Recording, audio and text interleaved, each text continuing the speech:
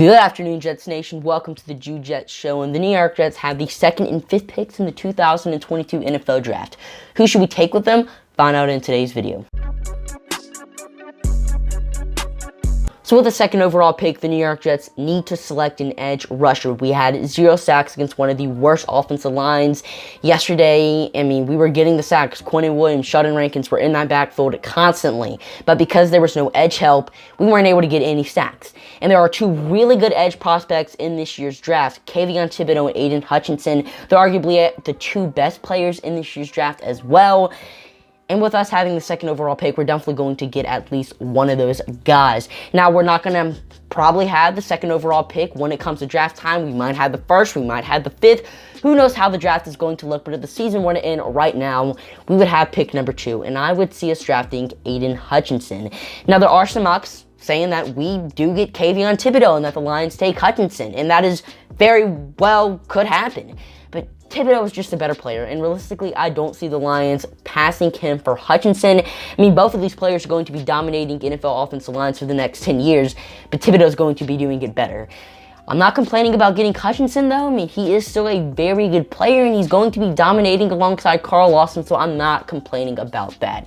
Now, with the 5th overall pick, who should the Jets take? We have a lot of options with this pick, and we can fill a lot of needs. We can get a cornerback, we can get a safety, we can get a linebacker, we can get an offensive lineman, or we can get a receiver. And it just depends on how the New York Jets value the prospects later in the draft, because we have a ton of picks. The New York Jets actually have the best value in terms of picks this year as of now, and Douglas is really good at finding these players late in the draft. One of those positions being cornerback. And I don't want the New York Jets to spend a high pick on a guy like Derek Stingley, Andrew Booth, or Sauce Gardner. Safety is another big position of need. Kyle Hamilton is probably going to be there at 5.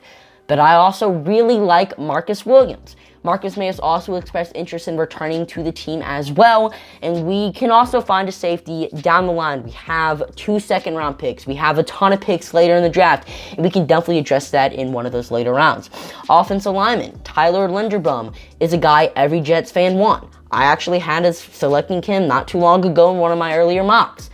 But our offensive line has been playing significantly better since that mock, and we can find a guy in free agency instead of spending a high pick on Tyler Linderbaum if we really wanted to solve the all-line, because really, it is a pretty solid unit. All of the guys on our line are under contract except for the new guy, Duvernay Tardif, and if he plays like he did, yesterday, I definitely think he's the guy we should re-sign. So offensive line is not a position I want to address at 5. Linebacker, do I really want to select Devin Lloyd at pick number 5? Not really. If Seattle wins some more games, or if we win some more games and we have a later pick, then I can see us selecting Devin Lloyd. But at pick number 5, I'm going to pass. Meaning wide receiver is a position I want the New York Jets to address. Corey Davis is not a wide receiver number 1. Elijah Moore is an elite slot, but we need another guy opposite of Davis. We need a wide receiver number 1. And I can see Garrett Wilson being that player. Ohio State has produced a ton of good wide receiver prospects in the past, and Wilson has arguably been the best prospect to come out of Ohio State so far. And I just really think this guy is going to be something special, and if he can end up in the Big Apple, that is going to just be amazing. So Jets fans, watch the Michigan and Ohio State game this weekend, because your 2 first-round picks in the next year's draft could potentially be on those 2 teams.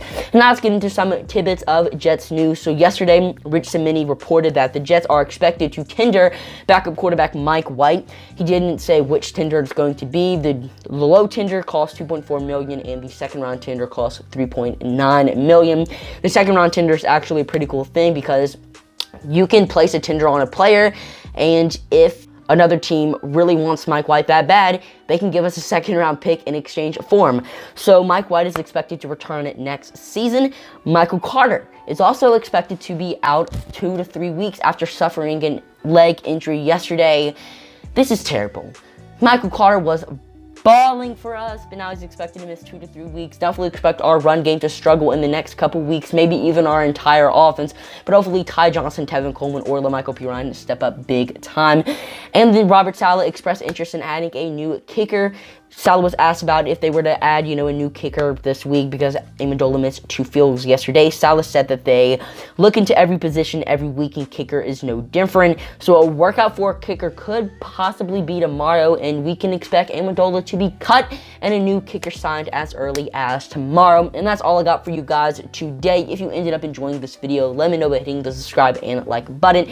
Check me out on Instagram, Twitter, and TikTok at June_Jets for more content, and comment down below who you want the New York Jets to draft this year. And I'm your host, Jude, signing off for now. See you later. Peace.